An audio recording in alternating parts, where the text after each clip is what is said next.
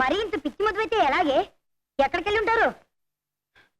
రాజుబాబు గారు సునీతక్కయ్య మందిరానికి వెళ్ళారు.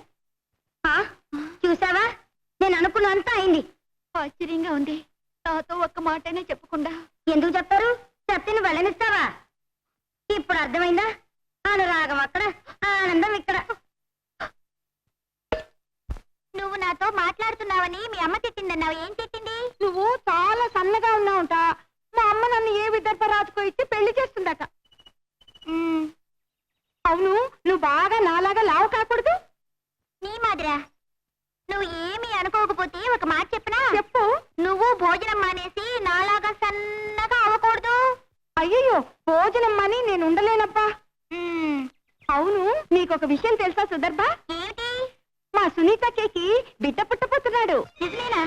సునీతకి ఇప్పుడు 9వ మాసం. మరి ఇంకొక విషయం తెలుసా సుదర్భ? ఏమిటి? మా సురిచక్కయ్య కూడా గర్భిణీతో ఉంది.